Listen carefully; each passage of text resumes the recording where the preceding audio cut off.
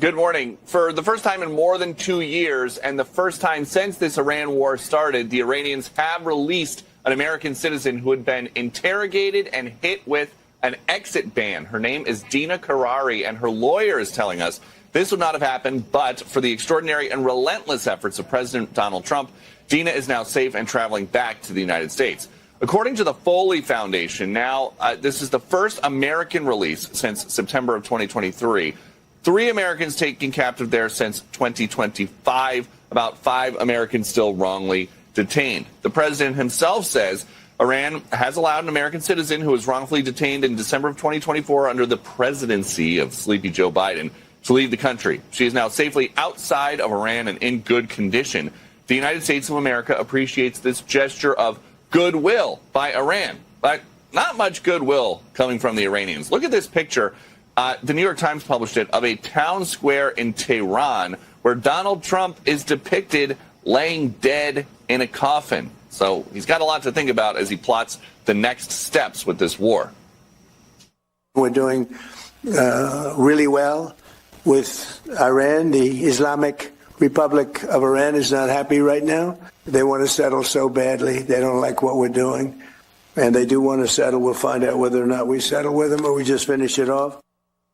The president is giving remarks in prime time this evening, apparently about the 2020 election. Back to you. All right. Thanks so much.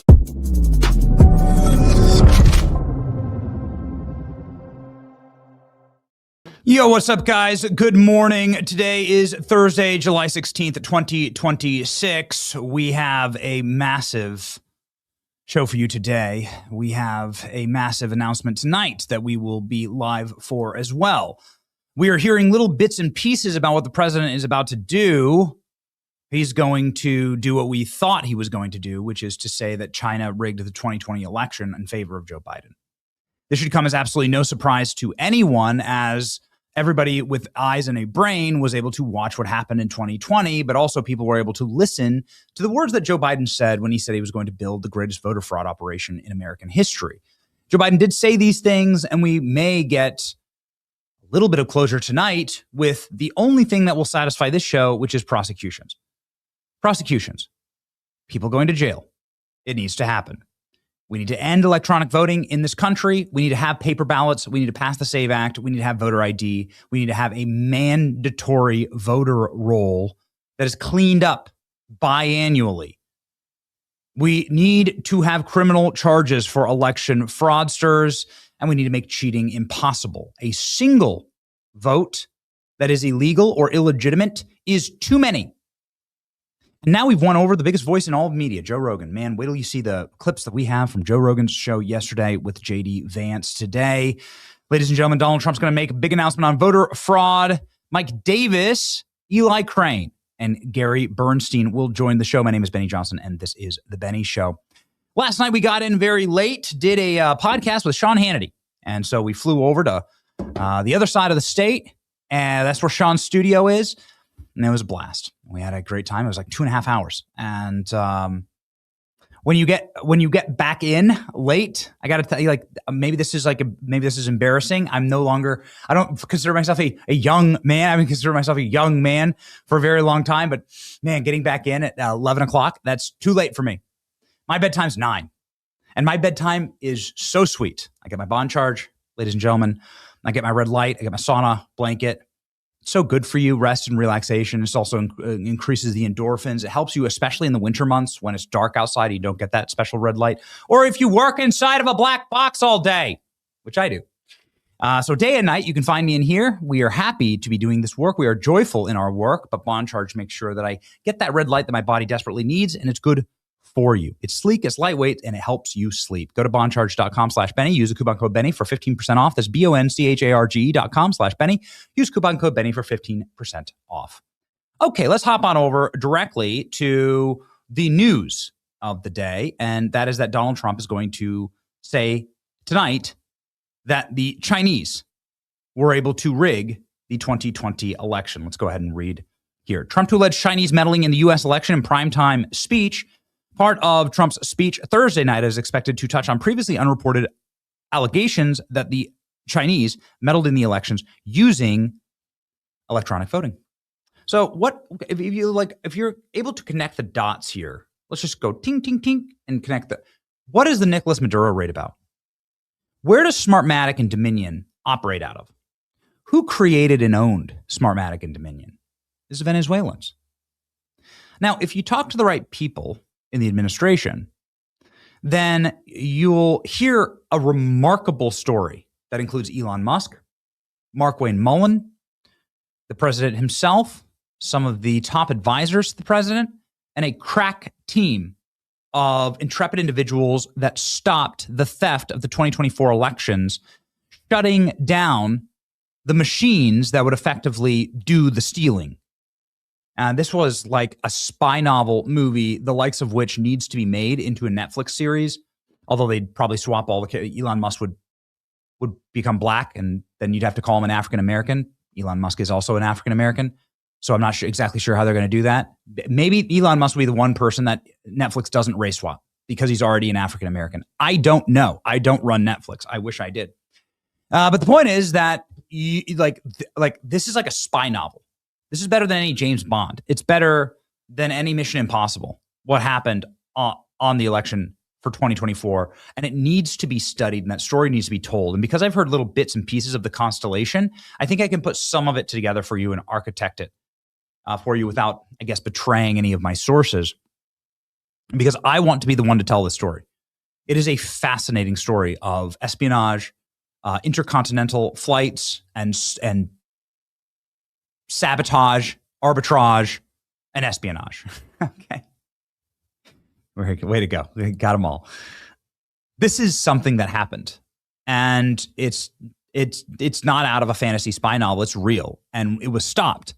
The election theft of 2024 was stopped. And this is why you didn't get the results that you got in 2020. Of course, we all remember this result. Remember this? Oh, wow. Donald Trump's up by 10 points in Georgia. Oh, wait, there's a water main burst. Oh, wait, look, all the ballots. Oh, that's a shame. Suddenly we found all these ballots for Joe Biden. And the numbers just happened to just so elegantly hit 49%. Every loser just always hits 49%. We'll always give you 49%. Look at this, Kelly Loeffler. You'll just get 49%. David Perdue, you'll get 49%. It's like we plugged it into a machine, and that's exactly what they did. They did plug it into machines. This is why Nicolas Maduro was dragged out of bed, and also his wife's ass was dragged out of bed too, in her silky pajamas. And they threw him in the back of a bus. And then they flew him over the Statue of Liberty. You know, you're not allowed to do that. They did it on purpose. And then they frog marched him through New York City, a message to all the communists out there, but also a message to any election thief that we have you. We got the birdie that's going to sing. Why do you think they grabbed up his wife? They grabbed up his wife as leverage. And Nicolas Maduro is the man who knows all the dirty deeds of these electronic voting and rigging systems. How do I know this? Well, because I've spoken to so many people in the administration about what's going to happen next, and about what Nicolas Maduro knows or is alleged to know. This is great. Please pop that up. Thank you. Why'd they do this? Why'd they frog march him like this? You can see the vapors of the federal chopper as they bring him in. They did it to send a message. They did it as a humiliation ritual. They did it in order to say, we got the canary that's going to sing. I find it very interesting that they're going after China here because, of course, China, the Chinese were operating Venezuela as a proxy state. China was buying all their oil. They were building all their infrastructure. China was taking all their minerals. And Venezuela, you can look at it on a map. I know my geography a little better than AOC. It is above the equator. And Venezuela is a perfect place to run a massive clandestine operation against America. You're going to rig our elections. You're going to do it in this hemisphere. I mean, it's not too far, actually, from America. It's really close to our country. And it's a place that is perfect for China to have leverage over the United States and our elections based on the fact that Venezuela has written all of our election software. How is that legal? I don't know, but it's true. These are Venezuelan companies, Smartmatic and Dominion. They've since been sold. I think that's a good thing. They've since been sold. Look, here, we got the photo with the wife in there. There you go. That's the one that I want. Why they grab up the wife? Everyone's like, that seems pretty mean. They did it for leverage. They want this guy to talk. An important reminder that Beijing, ALX, maybe you can find this old article, that Beijing had a Chinese delegation there of tippy-top leaders. The night they grabbed up Maduro, the Chinese were actively meeting with Maduro, taking selfies with him, yapping with him, talking about like how much they love him. They were there to watch. This was a demonstration for the Chinese. And then Marco Rubio goes ahead and wears the Nicolas Maduro sweatsuit on his way to China as a message. This has all been a message. Look at that. Chinese diplomats arrived in Venezuela for talks with Maduro an hour before the U.S. struck. An hour. They were still there when Nicolas Maduro was yeeted in black bagged in the back of a chopper. Okay. This was a message. They've known this. There it is. There's the selfie. They've known this for a very long time. They've known what was about. That's what they're doing there. They're holding an urn that includes the ashes of one of Nicolas Maduro's bodyguards after the discombobulator. Can we please go back to that? Can we stop the war in Iran? Can we please? This is way more fun. Can we stop the war in Iran? The war in Iran is a downer. Can we stop the war? Can we go back to this? This is generational trolling. Can we go back to this, please, and cut it out with this war in Iran? There we go. That's the discombobulator urn. You can see how happy the Chinese with their little silly grins. Oh, we robbed this urn. A discombobulator. And then he's gone. It's gone. And then he's gone. He's gone. Too bad. Too bad. And now the Chinese are going to get it again tonight. It looks like. Is this what Donald Trump's going to do? Is he going to be using the Nicolas Maduro leverage that Nicolas Maduro understands exactly like who's going where and what's going to happen? Like he knows where all the bodies are buried and all this. Part of the President Trump's speech tonight is expected to touch on previously unreported Chinese meddling in the U.S. election, according to sources familiar with the matter. One component, allegations that Beijing compromised U.S. voter data and evidence the CIA knew about and actions and didn't share the information with Mr. Trump during his first term. Oh, no. The audience, the primetime speech, is expected to include members of the president's cabinet. Among those invited are heads of the CIA, FBI office, and Director of National Intelligence, Department of Homeland Security, as well as other agencies and staff. Some cabinet members will not be there due to scheduling conflicts. As for comment on the plans, the president's address, White House Press Secretary Caroline Leavitt said, as usual, anonymous sources and speculation about what the president will say on Thursday. The truth is, nobody knows what the president's going to say until you tune in. Mr. Trump announced that his primetime address earlier this week and disclosed few details. Well, President Trump was speaking about this yesterday. President Trump teased the remarks on camera yesterday. Let's go ahead and listen in. And around the nation are anticipating your big announcement on Thursday night regarding election machines and integrity. Can you give us sort of a sneak peek about what to expect and tell Well, I'd rather save it. It will concern that subject, and we'll have a couple of other things to say also. But I'd rather save it, but it's really big news. It's really, really big news. And our country has to shape up. But that's what we're going to be talking about Thursday is it doesn't get bigger because without free and fair elections, you don't have a country. We'll be discussing other things too, but it's going to be a very big announcement. Yeah. Okay, without free and fair elections, you're not going to have a country. So the other allegations here are that Donald Trump's going to say that the two senators from Georgia are illegitimate. We'll, of course, see what the president says tonight. But as you can see here, look at this. You know, they won their elections, both of them, by about 70,000 there and 50,000 here. So if what we heard yesterday from John Fredericks, we have John Fredericks, ALX? What we heard yesterday from John Fredericks, which went thermonuclear viral, that there is a massive operation in order to rig this election that involves unfolded ballots, perfect ballots with the same marks every single time, that were never processed, were never mailed, were on different paper, were on different cardstock that don't have corresponding envelopes. Is that something that we're going to get tonight? They allege that some 30,000 votes came in that way for Joe Biden and for John Ossoff. And as you can see here, obviously that would make the difference in these razor thin cases. So they're going to announce this. Still no explanation, never been an explanation as to what's going on here. Never been an explanation. Nobody's ever explained this.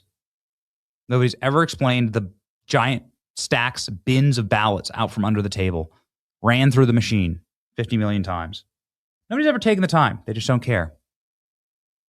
So I guess we're going to find out. Tulsi has previewed this for us. Tulsi was there on site. Tulsi has previewed this for us and has explained to Donald Trump that this is something that is real, that you can rig elections this way, that they can manipulate the actual results of the election. They can change the votes in the electronic voter systems. So, I mean, I don't know what this is going to lead to, an executive order against electronic voting. I'm not sure, but we've already won the populace on this. I think that's what's critical.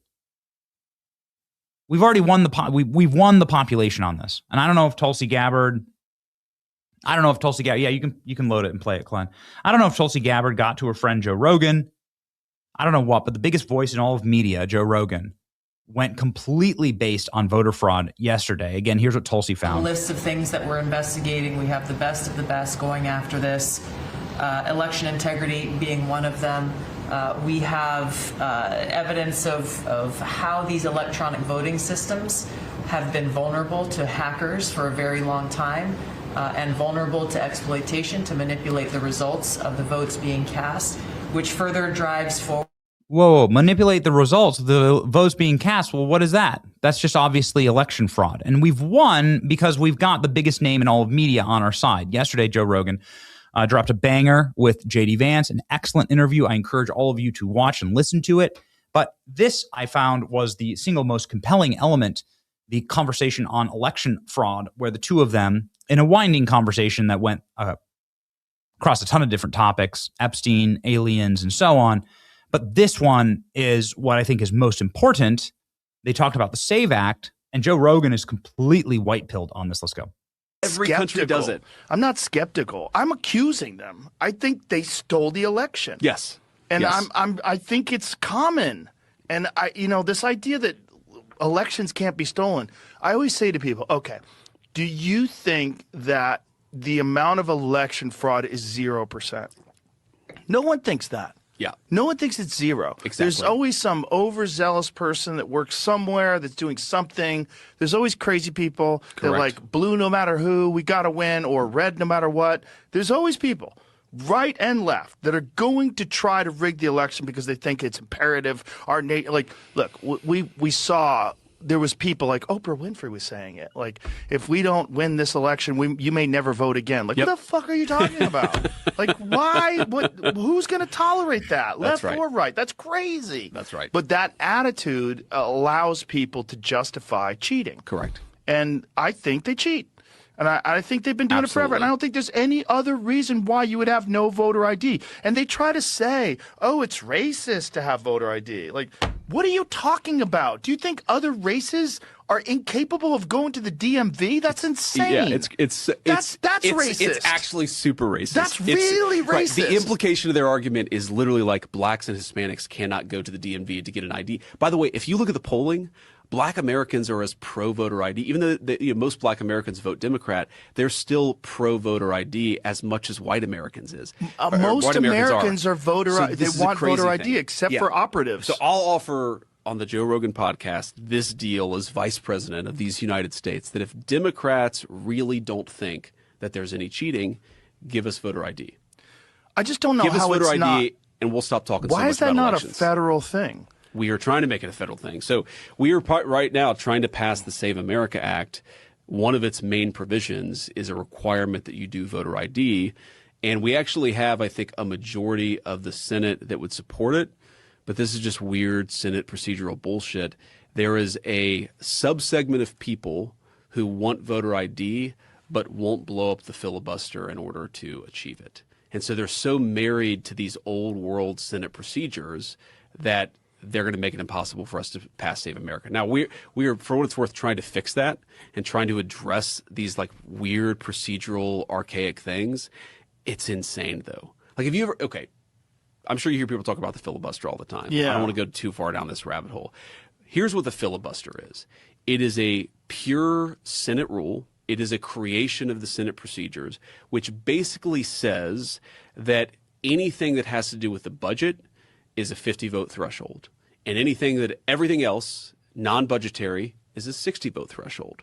Now, as you can imagine, there's some gray area on things that maybe count as budget issues and should be 50 or are. Okay, don't need to hear JD go on and on about the filibuster, but like the point is that you have Joe Rogan. They're openly saying not only is there fraud in our federal elections, but then there's also mass fraud in the California elections. We have Mike Davis on in just 1 second to talk about all of this. Here's Joe Rogan very quickly on the California elections, which of course he's somebody who's been run out. He's the most famous podcaster that's been run out of California. And so this hits very close to home. Here we go. This. Yeah. Why is it that large population centers, like places like Los Angeles and New York, are almost always run by the Democrats? Yeah. Like, what is it about? First of all, what happened with the last election in Los Angeles, just the primary, I think was crazy. So super sus. Yes, and it here's is. why it's super sus. Not just super sus that Spencer Pratt, who was in second place, got overtaken by Nithya Raman in the mail-in ballots, but that the mail-in ballots also passed a tax hike. The people voted to pay more taxes. Yep. In a state where you have the highest taxes. That's right. They're like, we don't pay enough. That is insane. Then when you have direct evidence that they were recruiting homeless people. That's right. And they were getting homeless people and giving them cigarettes and cash. There's evidence of this. To use their address and mail-in ballots. Yeah, I would be the Californian Joe who wakes up in the morning and says, you know what? I'm going to go and vote for higher taxes. I don't pay enough taxes. It's amazing. If we can just get our act together economically, we can win for 100 years. The 100-year MAGA rule is what we are fighting for, and we're fighting for it with Mike Davis, who is our favorite attorney. I'm going to call him our in-house, out-of-house attorney here on the program. Mike Davis is fresh off of the battle to get Todd Blanche in as Attorney General in the Senate and a lot of other very prickly issues. And Mike joins us live right now.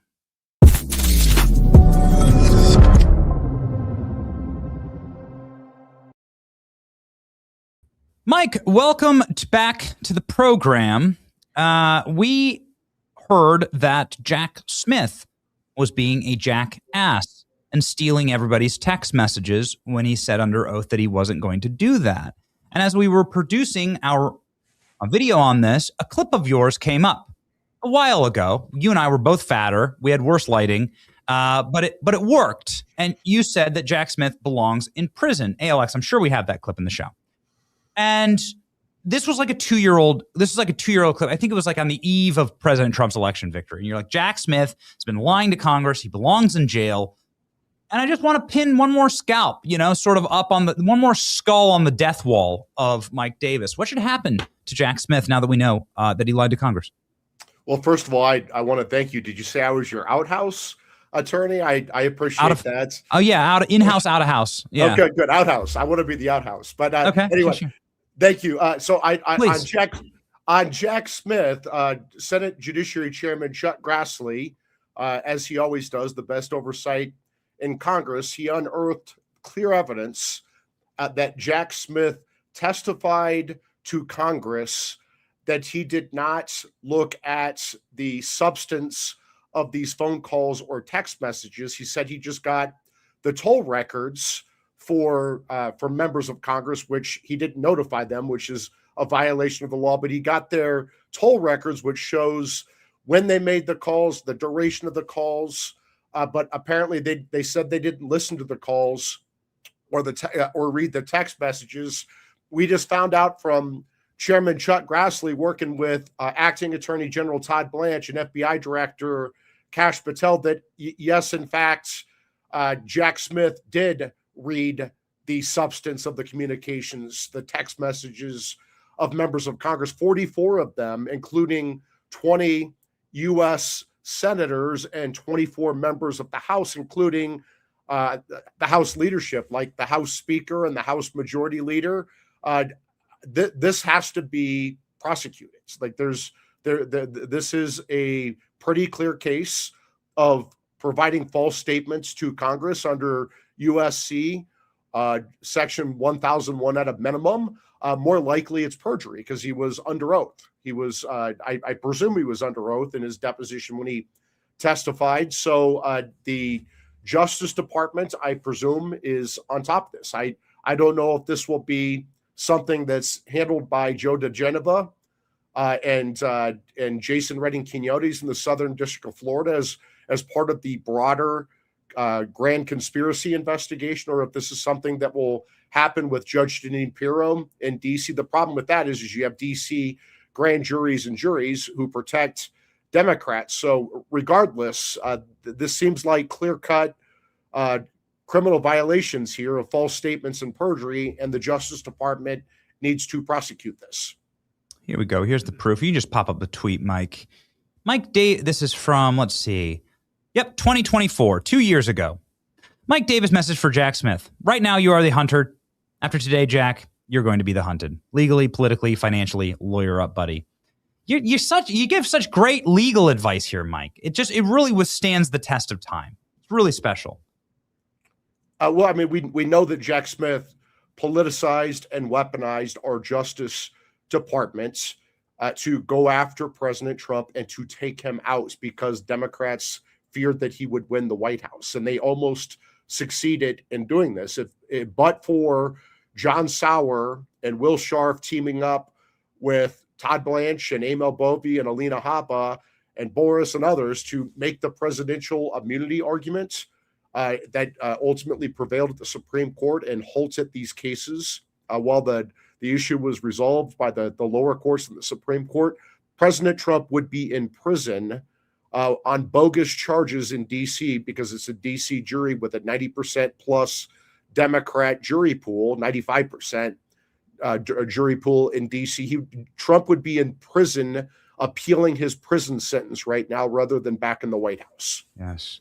So, okay, let's move venues here down to Georgia because we're going to get a really big announcement tonight.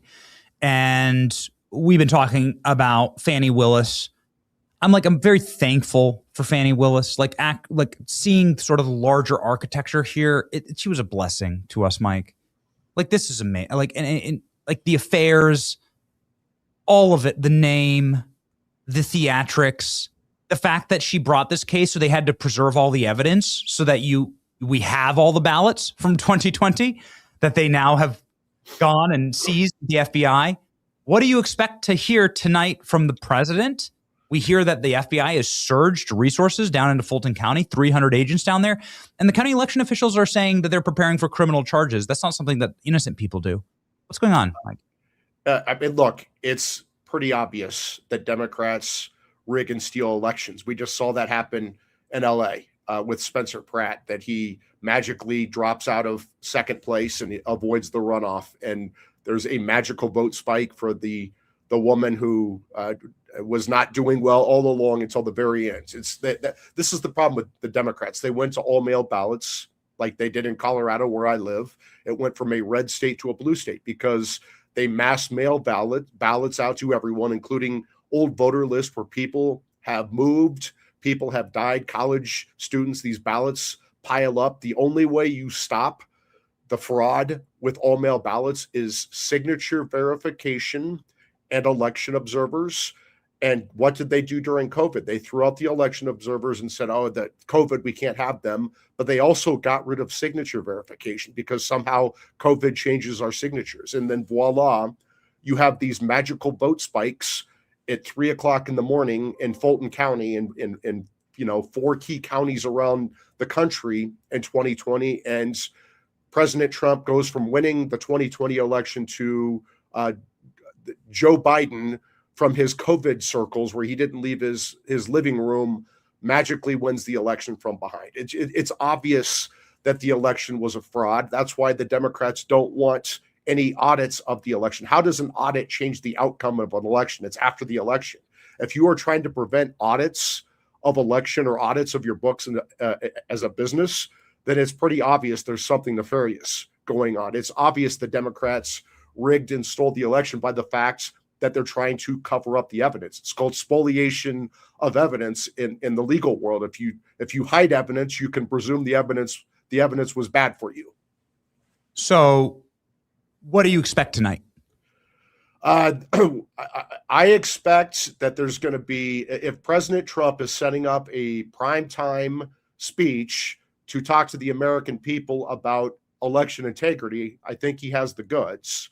And the fallout of this, look, if it comes out, if we have hard evidence that this election, that our elections are rigged and stolen, which we all know that they are, but if that actually comes out, that's going to be pretty damning for Democrats, and there's going to be absolutely no excuse for Senate Republicans to not pass the Save America Act and every other election integrity measure, and they need to cancel August recess to do it, right? If they think that they're going to go take a month off and then pretend like we don't have time to pass the Save America Act when they take the high holy month of August recess off because they think that they're working in a nursing home instead of in the United States Senate, that's just a big problem, right? After this speech tonight, there's going to be so much pressure for John Thune to actually do his job, which is to lead. He's the Senate Majority Leader. He needs to lead the majority. The Save America Act has the support of over 80% of Americans, including a supermajority of Democrats, a supermajority of minorities, these married women who Democrats pretend aren't smart enough to get a voter ID, and Black Americans who Democrats pretend aren't smart enough to get a black ID, to get a voter ID. Look, we all know why Democrats are saying married women and Black voters aren't smart enough to get a voter ID is because Democrats are trying to make sure their illegal aliens vote in our elections. We just saw this in New York City. Democrats know that Americans do not support their Democrat, socialist, communism, Marxist crap, right? So what they want to do is import these third world Marxists, this third world trash, and have this third world trash vote in our elections, right? That's what they're trying to do. They're trying to conquer us from within through our elections. And we just saw this in New York City where we put this Trojan horse Islamist in charge of the world's financial capital with Mondami. So many follow-up questions there. I guess since you went to the Mondami point, I would like to just ask, what is stopping the administration from doing more hardcore immigration enforcement that would maybe be a little messy? But the reality is, I've been told from the highest levels and the highest echelons of DHS, all the way through to the vice president, that Ilhan Omar committed immigration fraud. We should never have naturalized Zoran Mondami. He's a communist. And it says right there in the Immigration and Naturalization Act of 1965 that you're not allowed to become an American citizen if you are a member of the Communist Party, if you are a red book believing communist. And would you advise the administration to go a little harder on denaturalizations and to make people sweat a bit who've been taking advantage of these systems? Absolutely. And the Trump Justice Department has been bringing denaturalization cases under acting Attorney General Todd Blanche, but they need to ramp them up, including people like the New York City mayor, as you said, Ben, who is an avowed communist. And yes, you can't be an American citizen. You can't get naturalized through the process. That means you have committed fraud through the naturalization process to become a citizen if you are a communist and you check the box that you're not, right? So it's obvious that he is. It's obvious that he was before he was naturalized. It's obvious that he lied about it. And so, yes, the Justice Department should denaturalize him and get him the hell out of our country. He's exactly why we have denaturalization procedures and processes, because you don't want Trojan horsed, subversive communists in our country like Mandami, because then they divide and destroy our country. They conquer us from within. We're seeing this in the United Kingdom, right? They just let all these Islamists flood into the United Kingdom, and now you have London that's run by an Islamist. You have a king of England who said that he no longer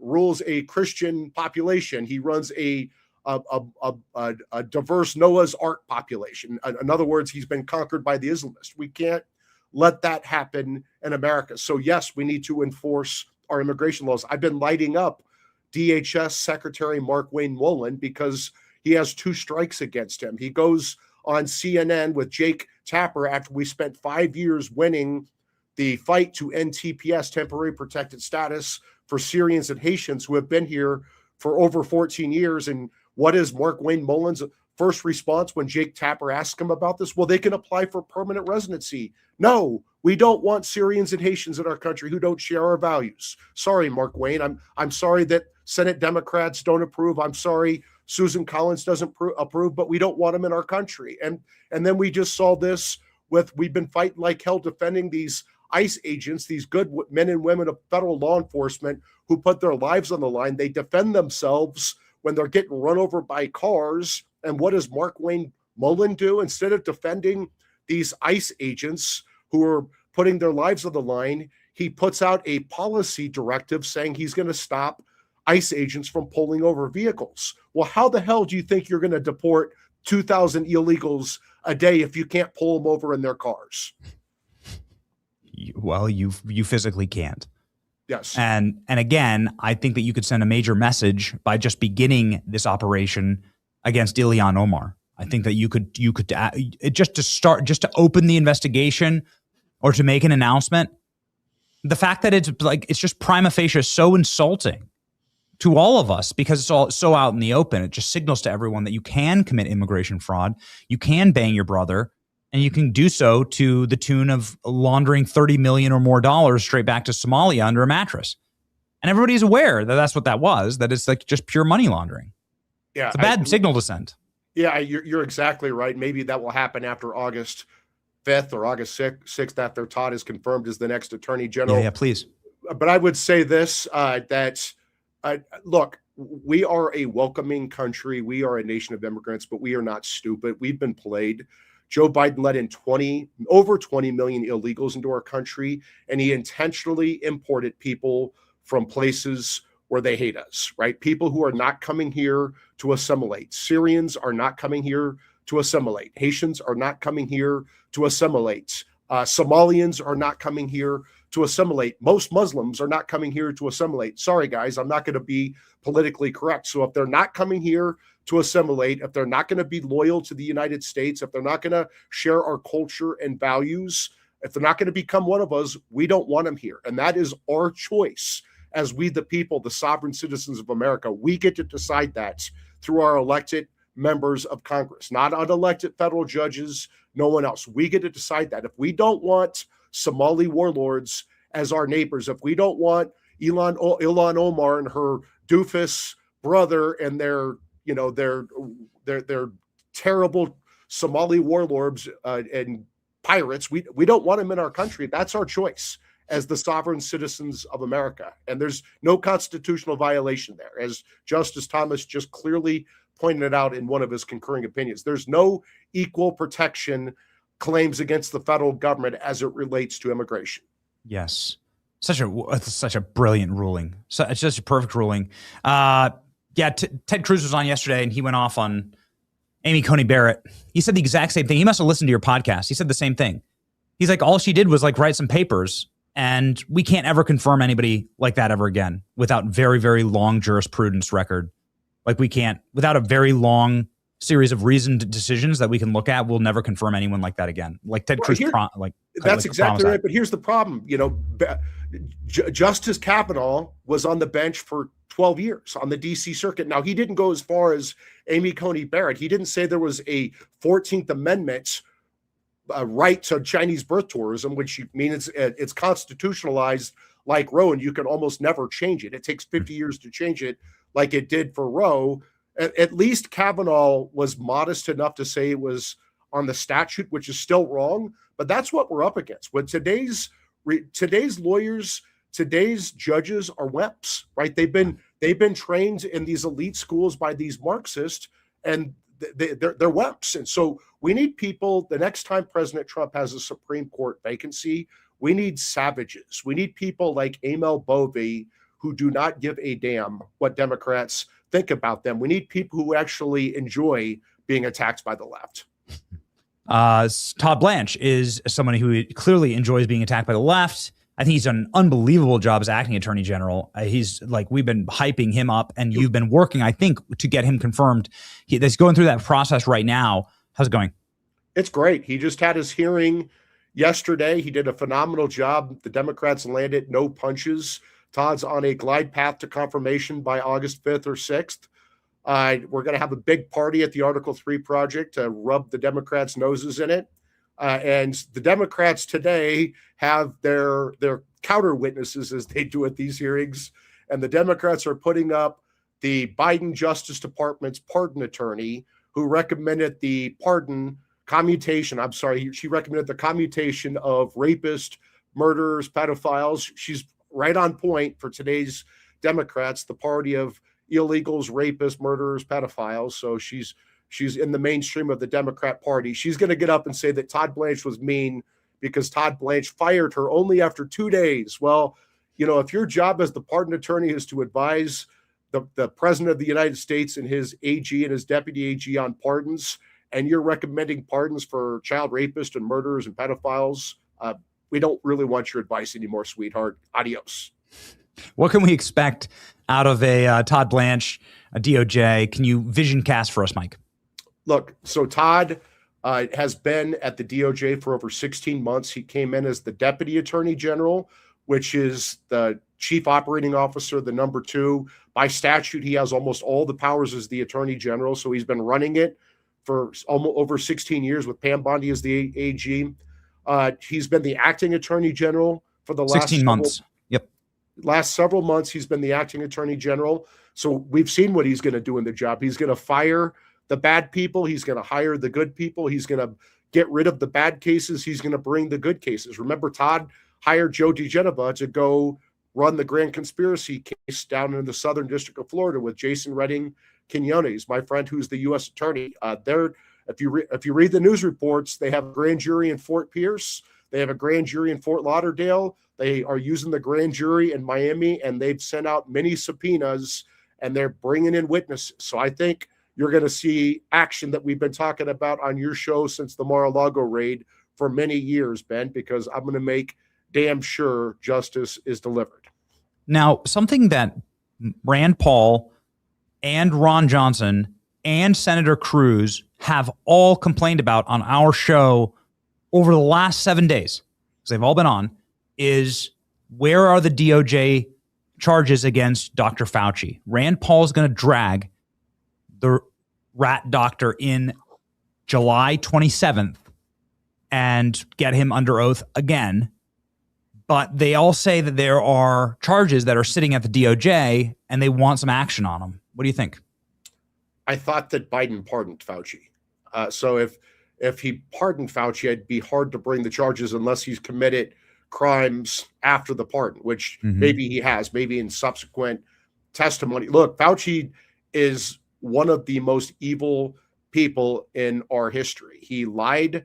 He created COVID. He illegally funded COVID in the Wuhan lab, this gain of function research that he knows is extremely dangerous. He knows it's against the law. So he secretly funded it in the Chinese Wuhan lab illegally. He got caught. So he lied about it. He covered it up. COVID caused millions of deaths, trillions in lost treasure, destroyed our lives for many years, learning loss for kids, particularly minority kids, neglect, abuse. This guy is truly a monster. And then he profited off of the vaccine that he helped create for this COVID that he created in the Wuhan lab illegally. There's no question that this guy should be in prison for the rest of his life or worse, right? They should look at the death penalty for the resulting deaths of what he caused. This guy is truly evil, but he has that Biden pardon. So they're going to have to figure out a way to get around that. Anything else? Any other, like, there's some things that I've been watching Todd Blanche work, and then, the man's like seems to be in a flow state right now. Act Blue, that seems to be something that sort of like got stuck. Maybe close out on Act Blue. What can we see, like some motion there? And then how will Todd Blanche help enforce, if we can't get the SAVE Act passed by the cucked and neutered Senate, like how will Todd Blanche help hold the side up on election fraud? Well, I mean, Todd is the Attorney General of the United States. He can denaturalize people. He can prosecute people. He's already doing that. And they need to put it on steroids. They need to start denaturalizing people on steroids. They need to start, and they have been. They're going to start prosecuting this fraud, and this fraud is in big part being committed by these illegal aliens, these foreigners, these third world Marxists, and third world hellholes like Minneapolis, where they have these Somali warlords who are, defrauding the American people of tens of millions of dollars, hundreds of millions of dollars. And then what are they doing with that money? They're buying fancy houses, fancy cars, and sending the money back to Somalia to their warlords to fight America. I mean, it's just, you have to throw these people in prison. And Todd's been doing that, and he's going to ramp it up. Okay. Good. Okay. Well, everybody, obviously this audience, and I certainly support Todd Blanche. I love to see the work that he's doing. Mike, we love to see the work that you're doing at the Article 3 project. Let's pray that the Senate doesn't go on a vacation. That would be such a bad look. They're going to do it. We all know they're going to do it. But man, it's just people are already so pissed at John Thune, so pissed at the Senate. Mitch McConnell disappearing for a month. You're the man of the Senate. You're the man of the Senate. You're a man of the Senate. You worked there for, I don't know, Mike, a decade? For a while, for Chuck Grassley. Got to piss you off. I did two stints. I did one right out of college. I opened his mail. Then I did another stint to help Trump confirm his judges. But look, the DC swamp is the only place on the planet where the reptiles lack backbones, and the August recess is like a high holy month. These senators are they leave at 2:00 on Thursdays. They come back at 5:00 on Mondays.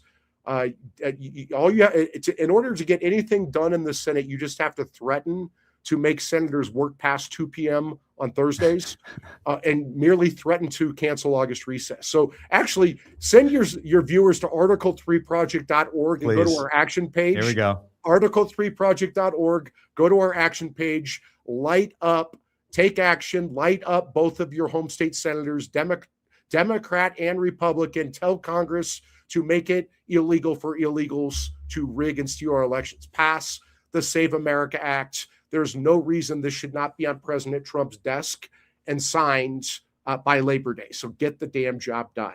Get the damn job done. Everybody go follow Mike Davis. Godspeed, Mike. Thank you. Thank you.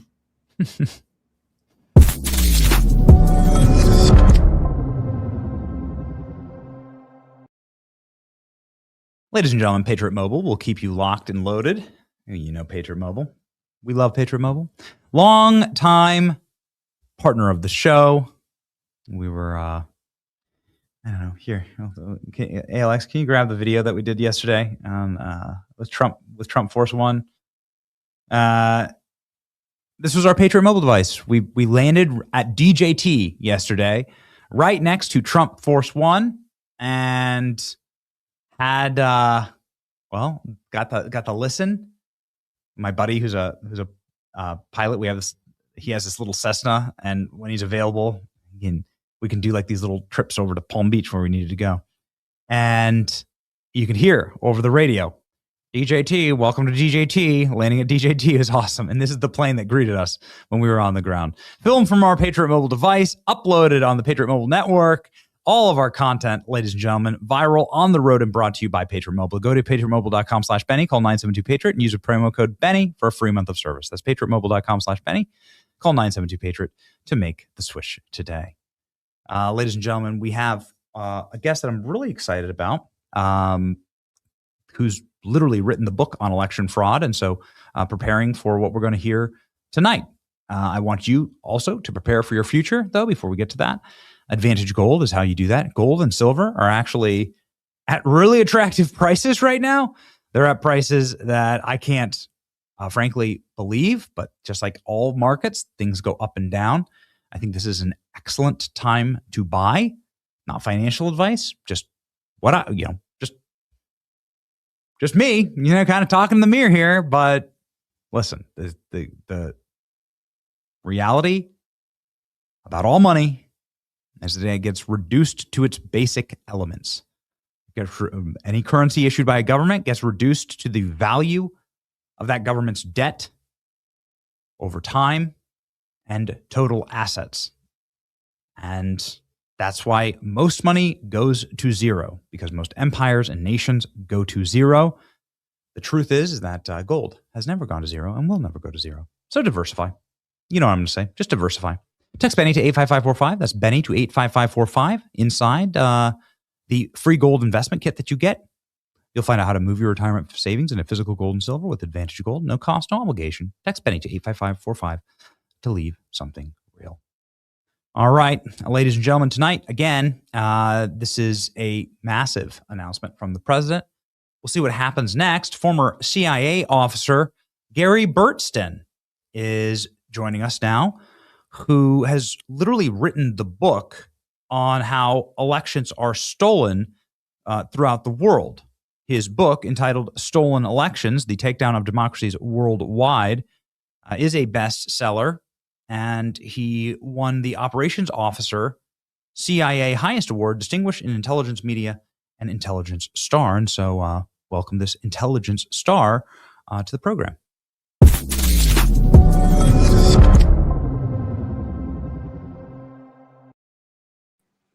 Good morning. Hi, Gary. How are you? Pleasure to meet you and be with you. Yes, thank you. Thank you for being on the show. How are elections stolen? How are democracies threatened? Maybe we can just start with that. I'd like to just jump in and say that I'm a retired CIA officer. I'm the guy that did the entry into Afghanistan 20 years ago, put Karzai in power, speak Persian. I was the chief of Hezbollah operations globally, chief of station in the Middle East, chief of station a couple of times in Latin America. Nice. And so I have been sort of in an ops environment for most of my life. I wrote a book years ago called Jawbreaker about the invasion of Afghanistan with Ralph Pizzullo. So Ralph is actually the writer of the book that you're talking about, the Stolen Elections book. I couldn't write it because the CIA wouldn't have ever approved it. With the publication review board wouldn't have let me write it. So Ralph is the one that the book was written by Ralph Pizzullo. You can get it on Amazon, but it's about myself and about Martine Rodil, who is my business partner. We began about 7 years ago working together and doing what we called whistleblowing and targeting the Cartel del Solis, the cartel in Venezuela. People need to understand that the cartel that operated out of Venezuela, which was led by Nicolas Maduro when he was captured, is a cartel worth $2.7 trillion. That is what they have stolen in oil money, drug sales, gold, everything else. It's the largest transnational criminal organization in the history of the world. They make the mafia in Italy look like pikers. So we were doing operations against them, collecting on their finances, and continually stumbling into this company, Smartmatic, their employees, their involvement with the cartel. People were telling us things about it. And then, of course, in 2020, when the election was stolen, many of the people sources that we had, came to us and told us they had contacts inside the Consejo Nacional Electoral, that's the National Electoral Council in Venezuela, and inside Smartmatic. And they explained to us pretty quickly who the players were, how they were doing this. And so for the next 2 years, Martine and I traveled the world finding engineers that work for the companies, recruiting them, bringing them on board, debriefing them, and they essentially laid out this conspiracy, which we found shocking. Look, I was a senior officer in CIA. I was one of the top guys in counterterrorism. I was in charge of the East Africa bombings, the Kobar Tower bombings, invasion. I mean, did a lot of stuff. But I was shocked by the scale of this, and even more shocked by the fact that the IC, the intelligence community of the United States, wasn't doing anything about it. We went to them. We brought them information. We briefed them on the cartel early on. We actually briefed the Trump campaign about election theft before the 2024 election. We went to them in 2020. When the election was stolen in 2020, we went right to the campaign. We went to Rudy and to Sidney. Sidney and Rudy believed us. The problem was they had a very narrow window, right, and to prove the case, because you're up against a January swearing in of a new president. So from 2020 to 2024, we really put our shoulder to the wheel and built a group of sources. We had assistance from Mr. Patrick Byrne, who's a fantastic guy that helped finance the recruitment of a dozen engineers from Venezuela who built and managed the system, who built the source code. And we were able to put them together first in the Caribbean for about a year. And then we wound up moving into Switzerland for a year and set up a computer lab there.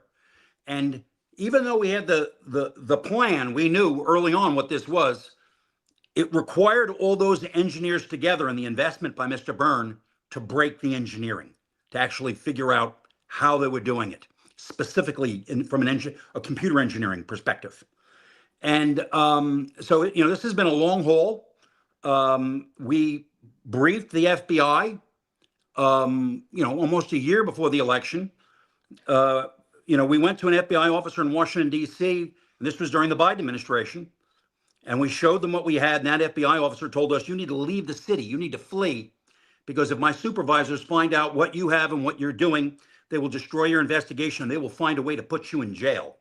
So here I'm a guy that spent 23 years in the CIA, 4 years in the Air Force. I had to leave the United States and live in Switzerland for a year so that our efforts and our activities wouldn't be interrupted.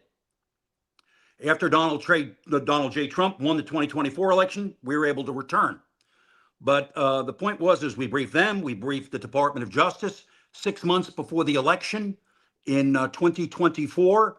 We sat with the U.S. attorney and we showed them exactly how it was going to be done. The U.S. attorney told us, okay, they took detailed notes, and they told us that the FBI would contact us and work with us against this. Or they never contacted us. They investigated us. They pursued us. If it wasn't me, it would be hard for me to believe the experience that we had in investigating election theft. But to get back to your initial question, this was something that began in Venezuela in 2003 when there was a recall referendum. And Chavez had come to power in 1998. Hugo Chavez, the dictator, had come to power legally in 1998. Back in 93, he tried a coup, was in jail, got released. He won a legal election in 98. In 2003, there was a recall referendum. And the Cuban intelligence service went to him and said, Hugo, you're going to lose. You need to figure out how to win. And we think you should look at these electronic voting machines. So they were able to assemble a team of 3 Venezuelan Americans that had a company in the United States. They'd all studied at Simon Bolivar University in Venezuela, which is a very fine university. Ironically, the computer lab there is linked to the computer lab in MIT, and they would be brought into Venezuela, flown into Ramp 4, meet with, and that's the presidential ramp. And in the conference room there, they would have their very first meeting with Hugo Chavez, with Hugo Carvajal, Diosdado Cabello, and Jorge Rodriguez. And Jorge Rodriguez is the brother of Delcy Rodriguez. And he would eventually be the head of the CNE, the Consejo Nacional Electoral. And they would have a meeting with them and they would discuss how to steal elections. And they took money from the Venezuelans, and they told them we got to do two things. We got to get software, we got to build a source code, and we got to get hardware. So they put a team together to start building the source code that would enable them to do election theft. And then they flew to Italy and went to Olivetti. You may recall in the old days, Olivetti did electronic typewriters, but they also did lottery machines. So they bought several thousand touchscreen lottery machines in Italy, brought them back to Venezuela, and ran an election, the recall election in 2004, on that technology, using their source code and the hardware from Italy. Hugo Chavez was thrilled. He was able to steal the election. And then he began improving the system and assisting people like the Kitcheners in Argentina, Evo Morales in Bolivia, Correa in Ecuador. They started stealing elections first all around Latin America. Their first entries into the United States would be in Democratic primaries in Cook County and in Democratic state primaries in New Jersey. Actually, Carolyn Maloney, who was a Democratic congresswoman in New York, wrote a letter to Jon Snow during that period saying, hey, these Venezuelans are here and they're stealing elections in the United States. And actually, her letter was so specific, it named one of the key technologies that we would learn about a decade later. She had a source, a very good source. So CFIUS, under Jon Snow, initiated an investigation of Smartmatic, and Smartmatic was forced to sell its company. First, they tried to sell it to themselves, an entity called SGO, which was the board. They were blocked. And then they attempted to sell it to, and they did sell the technology to a company called Sequoia. But CFIUS came again and said, who are you? Are you Americans? Are you Venezuelans? What are you? So they were forced then, Sequoia was forced to sell to Dominion. And Dominion is the company that's been running elections mostly in the United States and all the swing states, was a company out of Toronto that was in a startup business thing of George Soros.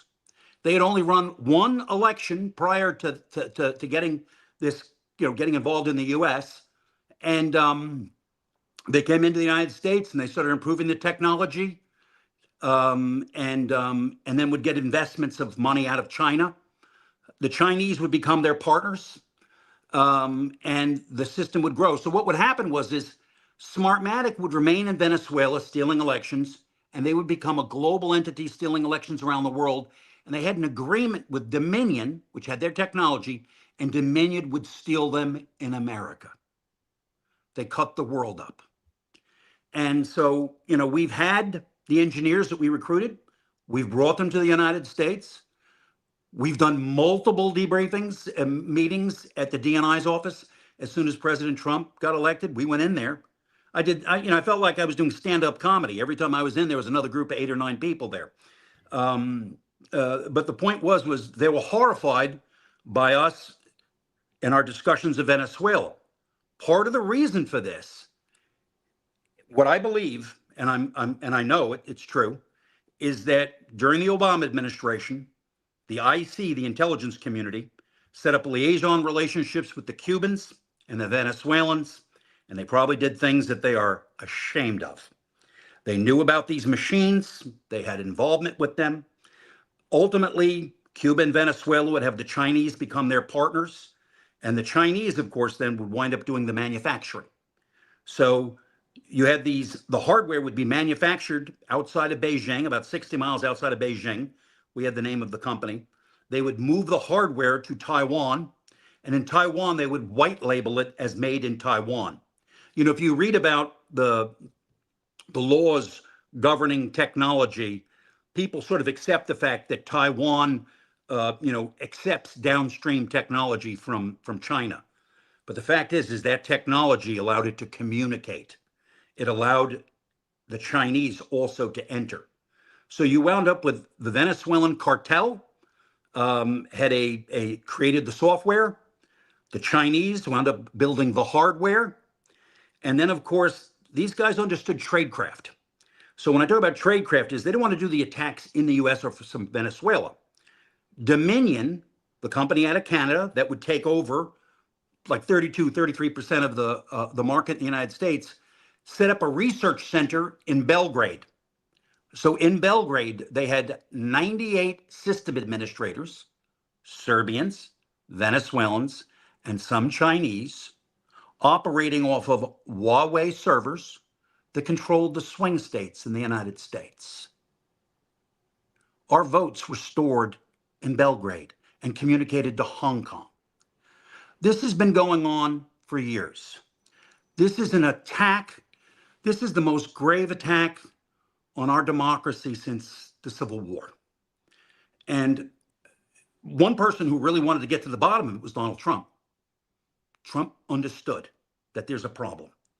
A lot of people in the IC have done everything possible to block us. They have done everything possible to disparage us, to call us, to say that we're trying to damage U.S. foreign policy. The fact is we know more about the cartel than they do. And we know who they're dealing with in the United States. And we've had members of the cartel tell us which Americans are on their payroll. And we've walked that in too and told them who was working for them and who was being paid, to their horror. So this has been a very difficult road that we have been on.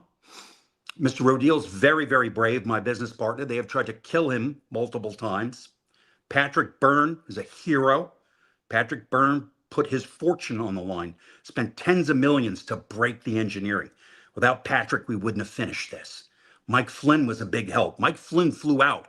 Mike Flynn met with the engineers to see it, to see how they were, how they would. We were using images, court-approved images in the United States, and practicing with them, entering the systems. The U.S. government knows quite a bit about this, and they didn't want to report. And look, there are people in jail in the United States that have confessed. You have Hugo Carbajal, the chief of the DHSIM, the Directorate General of Counterintelligence Military in New York. You think they're debriefing him?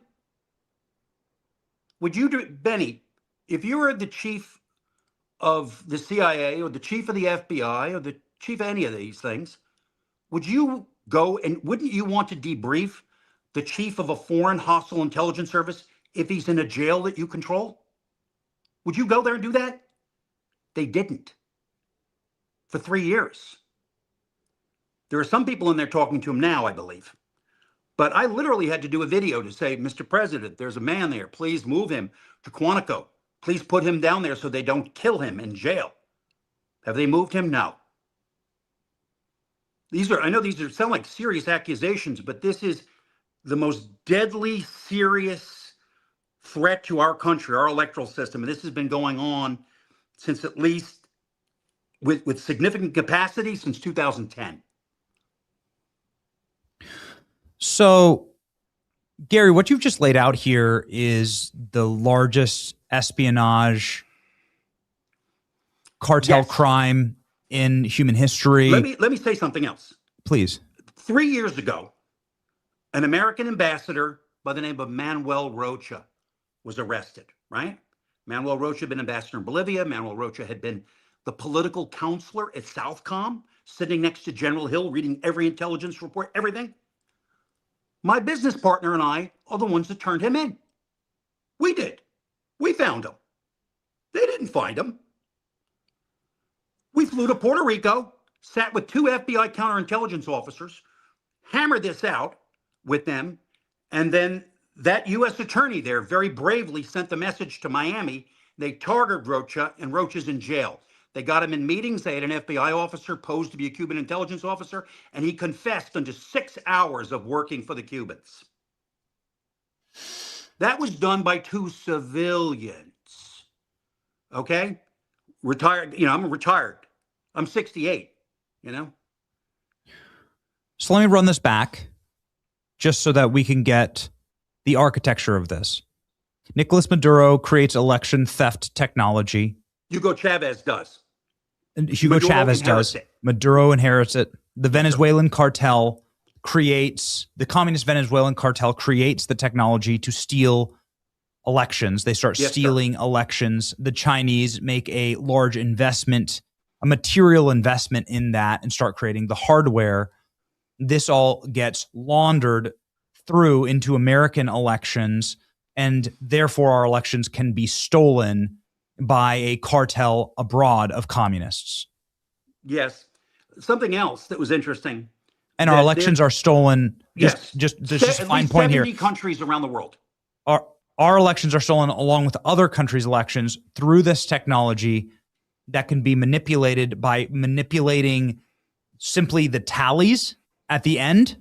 It's just algorithmic. What they do is it the how would an election be stolen in Cook County, for instance? There are 14 different techniques within the hardware where they can go at the tabulator, they go at the scanners, they go at. So what they have done, what they have in Venezuela is, just imagine this. Imagine 150 CNE, Consejo National Electoral, government engineers, and 150 Smartmatic engineers working together. And they have engineers, and they have statisticians, and they have comms engineers. And it's the science of election theft. So you want to do two things. You want to figure out how to steal an election, one, and how to defeat audit, two. So let me give you an example. On absentee ballots come in, and they put them on a scanner. Scanner takes a picture. Then they put another one on, takes a picture. It does like 100 of them. And then when it's got 100 pictures, it's ready to save them all. That picture of those 100 votes disappears. One comes in from Serbia, and they're all voting for one candidate, possibly Joe Biden. And then that is saved on the machine. In many states, you're not allowed to look at the physical ballot in the box. You must do the audit on the machine. Benny, these people actually own a number of the audit companies that come in to do the audit. They bought and own the paper companies. Some of the ways they do it also is, just imagine you have a piece of paper, right, like 8 by 11, and the margin is, say, an inch on either side. Well, if you change that by 1/4 of an inch, it forces the machine to trip after about 50 or 100 of these things you run through. Then a Smartmatic employee comes over, or Dominion Tech puts a thumb drive in the machine to fix the problem, and now it's loaded for theft. They had at least 14 ways on the machine, and you can use number 1 and number 3, number 1 and number 9, 6 and 8, and you never use the same technique in contiguous counties. Also, if you look at a state like Colorado, you have a state that is red through most of it, and it has blue, right, in Colorado Springs and Denver. They don't steal the election in Colorado Springs or Denver. They shave all those other counties. So instead of a conservative winning 70-30, they win 68-32. And they take points every place, and they have designed this 1 year in advance. This is the greatest grift in the history of the United States, these machines. And it was a evil attack on our democracy. And we have briefed this to a lot of people. A lot of people were afraid. They ran away from us. We've just continued on. And we brought witnesses, and they've testified in front of members of the Department of Justice. We actually tried to assemble the group of them together and get the DNI to give us a contract to do additional. And the DNI gave a contract to their friends, not to the people that we assembled that could have done it. I will say this, one politician in America that was very, very brave, that stood with us, Mark Wayne Mullen. Correct. Mark Wayne Mullen. Guy's a man. Yes. He was not afraid. And this is, when he was a senator, he saw it. He took us to people. He was a real hero about this. So I'm so grateful to him. So, I mean, this is just kind of, Gary, it's just kind of hard to process all of this. I know it's very difficult. And we started the show off by saying Nicolas Maduro would be the key to everything, and that the black bagging of Nicolas Maduro. You were correct. I was listening to you. Had a much more profound and important piece in all of this. And while I don't have the full architect constellation, I have had conversations with Elon Musk about this and Mark Wayne Mullen about this, and some of them have been on the show to talk. Some, there's some gaps, and you're filling in a lot of the gaps. So it's really remarkable to see. Okay, so dig down on one or two things. One, the the intelligence community. You're saying that the American intelligence community allowed for this to happen. Can you unpack that? We have probably the most problematic counterintelligence environment in our history. The Cuban intelligence service, using Venezuelan resources, have probably recruited more penetrations of the IC than in any time since the founding of the agency in the late 1940s and the passing of the National Security Act of 1947. Look, the Cubans have a history, right? They recruited Ana Montes, who was at DIA, the head of the Latin American desk for Cuba and Venezuela. They recruited Kendall Meyer at the State Department, who was the chief of intelligence and research for 30 damn years, was their asset. He was arrested 10 years ago, right? The Russians had gotten Hansen, they got Aldrich James, but I'm telling you that, and that was a shock for us, right? When Aldrich James and Hansen were arrested in that period, it was devastating because we lost a lot of sources. The Cubans, and using Venezuelan resources, have done 10 times that damage. We have more people walking around who have been in senior positions and have been on the payroll of our adversaries than at any time in our history. Look, I came into the agency, into the career service trainee program in 1982. I served abroad in the Middle East and learned Persian, worked against Iran, was a chief against Hezbollah, did a lot of things, but I was selected for very, very large jobs like bombings. Like I led the response to the East Africa bombings and captured those guys. When they needed to invade Afghanistan, we sent 4 teams in. I had the biggest piece of the invasion. I seized Kabul. I was the architect of the battle in Tora Bora that fought and killed most of those Al-Qaeda guys. I didn't fall off an onion truck on the way to this. And then I worked in Latin America as a chief of station doing counter-narcotic programs after the Afghan conflict because I wanted something different, I got another language, got Spanish, and went down there and did that, and then I left. But we have a terrible problem, counterintelligence problem. And something happened in the United States after the Cold War. We all joined the national security apparatus. I did in the 1980s because, the United States had a population of about 200 million. The Russians were 300 million. Their armed forces was larger. I studied Russian in college. After the Air Force, I went through the PLC program in the Marine Corps to be an infantry officer and was a skydiver. And I was recruited by an agency recruiter and didn't take that commission and went to the agency instead. So I was a case officer and a paramilitary officer. The level of commitment to the Constitution was a little different there because we had an existential threat from the Russians. The world has changed. People don't see the world the same way, and people are selling out. There are a lot of people that have sold out. Just so you know, Manuel Rocha, who was arrested as a spy, was recruited in the 70s.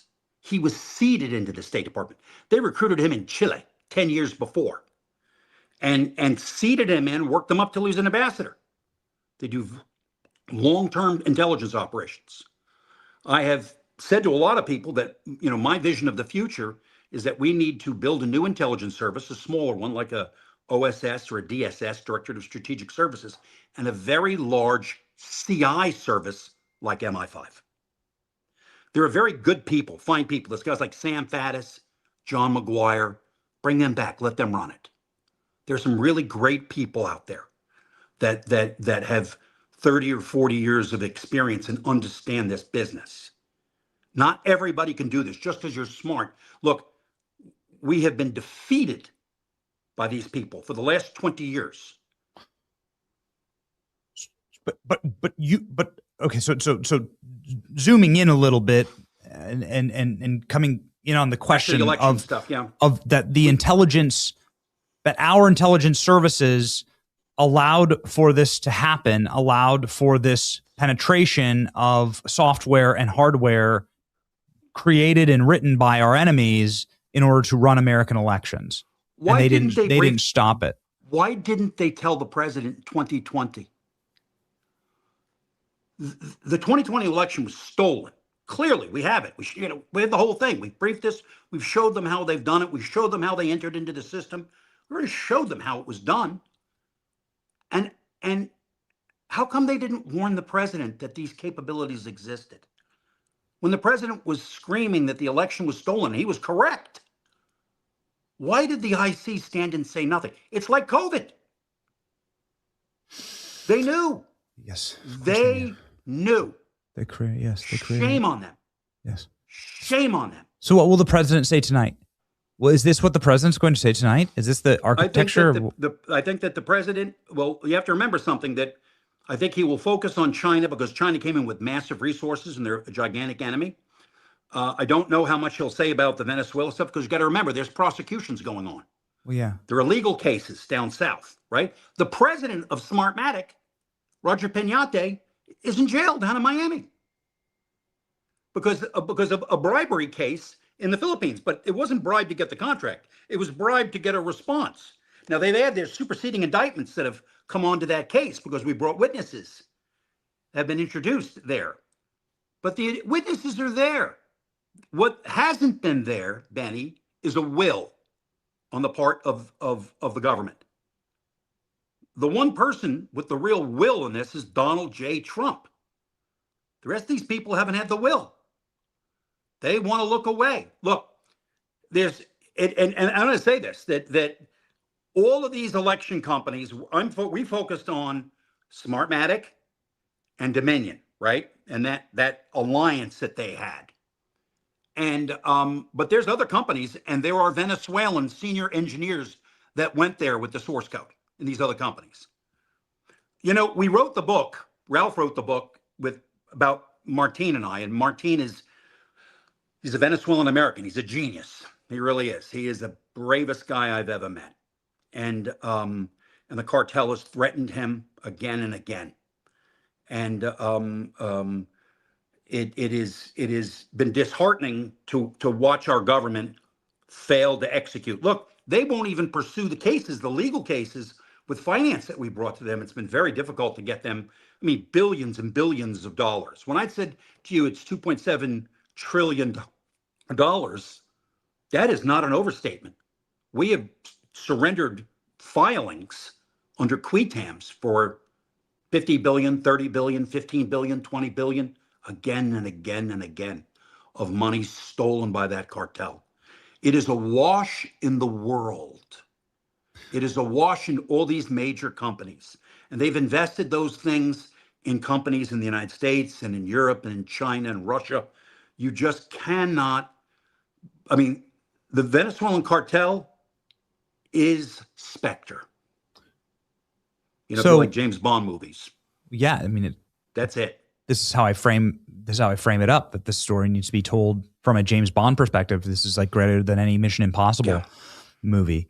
And it needs to be cast, and somebody needs to do a screenplay because this is a remarkable story. So how did the election not get stolen in 2024? And how do we prevent election theft in the future? In 2024, we knew that they were going to attack the swing states via Serbia during that office right there. And so it was arranged for a team of patriotic Americans to use the Cybersecurity Act of 2015 and block them. So they blocked them by shutting down the server houses, or I mean, was there a raid? They were attacked. They were attacked electronically. Attacked electronically, so they shut down the servers in Belgrade. Yes. Wow. Anybody go away in handcuffs? Did anybody No. walk in with a GoPro and film what was happening? No, we were told to do nothing. Okay. We were told by the campaign to do nothing. Remarkable. And I did a video. Remarkable. And Okay, then so how do you that prevent was it in the arranged. future? How do you prevent it in the future? Like, so Well, there's a so lot what, of people that do you have need to come get rid of online now. You need to Ralph get rid of Pizzulo electronic did- voting? Yeah. Ralph Pizzulo did a great job writing the book that he wrote. Ralph and Martine were at an event in Las Vegas last week. And there were 700 people there live and 3,000 people online. And we're doing this hand to hand. We're doing this in every city, every show, everybody we could talk to. You got to read the book. And, you know, My business partner and I have borrowed millions of dollars to finance this ourselves. Patrick spent tens of millions. We spent millions ourselves financing our activities over the last 6 years. We're not rich people. Okay? We have accumulated massive debt doing this because we care about the Constitution. I have kids, I have grandkids. I'm not backing down. Final question. Is my contention correct that the black bagging of Nicolas Maduro was to get to the core of all of this and to get him to talk about how these systems operate, to get his witness on this? I think that it's part of it. I'm not sure that they knew that. Look, they knew that. So let me just explain something about the drug trafficking out of Venezuela. It was like the Costco. The drugs, the physical drugs, are produced. The cocaine is produced in Bolivia, right? In Bolivia, they get three places: the Apollo, the Chapare, and the Yungas. Most of it comes out of the Chapare. Then there's a lot of other cocaine that comes out of Peru. Sure. But I'm sorry, Gary. I'm short on time here. Okay, I'm sorry. But the point is yes. The answer is it's a combination of things. It's the drugs and the election stuff. Yes. So that's part of it. That's part of the Nicolas Maduro. Okay. Yes, sir. Wow. So I'm sure you'll be tuning in tonight. I hope the president. I hope they've listened to you. What you've told us here is just utterly remarkable, terrifying, but remarkable, and it rings true because I've heard it from multiple other people. A lot of other people helped us. There's people like Conrad Reynolds out of Arkansas and Bill Waldron. There are other people, former Army officers that stepped up and helped us too, and a couple of other donors. But it's been and some very brave journalists, Emerald Robinson, Laura Logan. They stepped up. She's incredible. Yeah. Well, thank you, Gary. Thank you for your time. Here's the book. You can go to the book. You buy here's the Amazon link right here. Stolen Elections by Ralph Pizzullo, Gary Berntsen. This is amazing. I hope you'll come back. I have a feeling we're going to be needing to talk about this for quite a while. And thank you very much for your time. I'm really a big fan of your show. May God bless you, Gary. You can follow Gary right here on X. Here's his personal X account. Make sure you're fighting with the patriots who are fighting for us. The most important fight, this battle. Thank you, Gary. Godspeed. Bye-bye.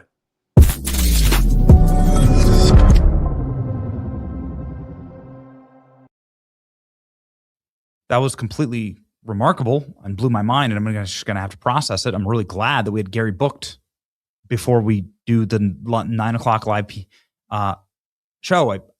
Please join us tonight. We do have a show booked out with some more election experts, and so we'll be going live probably around 8 p.m. And in a preview of the president's announcement. So wild. Whew. Okay. The world's changing quickly. You can change with it. You can also wish for more change. You can do that with your Rumble wallet. You can sign up for Rumble Wallet today and get $10 in U.S. stable coin. It's a great way to tip your favorite creators. It's a great way to make fast payments for anything. This is where all of the economy is going. Rumble Wallet makes it super easy to store your crypto or to have dollar-backed stable coins, own digital gold backed by real gold, buy Bitcoin, all with Rumble Wallet. You can use your Rumble Wallet to support your favorite creators. Scan the QR code, link in the description. Use the code BENNY10 to get your $10 of free U.S. stable coin today. Limited time offer through August 14th. So act now. Take control of your money. Get started with Rumble Wallet today. All right, ladies and gentlemen, we'll see. You know my stance on this. We're going to have like a long podcast dropping on Sean Hannity's show, Sean Hannity's podcast. It's very interesting. I want to win. I want to be a coalition builder, and I want to win. And I don't want to get dragged down by all the drama. All of it's just a big distraction. There are obviously real huge threats to our nation, to our country, and to our children's future. And that's all I care about. So I just want to win. Marco Rubio and others have been gathered for a summit on far left-wing political terrorism. I think that perhaps we can just my producer's telling me that these clips are so unbelievably good. And Stephen Miller and Rubio are both there. I want to get to these, obviously, as sort of a table set for tonight. Let's go with Stephen Miller, please.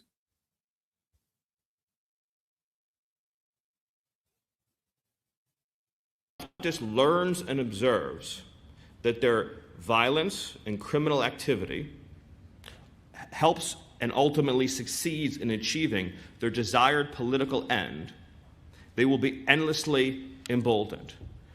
Here in the United States, we've seen a growing and deeply alarming increase in attempted assassinations against public figures. Most notably, of course, the multiple assassination attempts against President Trump, the successful assassination attempt against Charlie Kirk, many others. This is a fatal cancer to civilization. And the greatest risk that we have is that our institutions have grown too soft and too cowardly to be able to defend themselves against a mortal threat.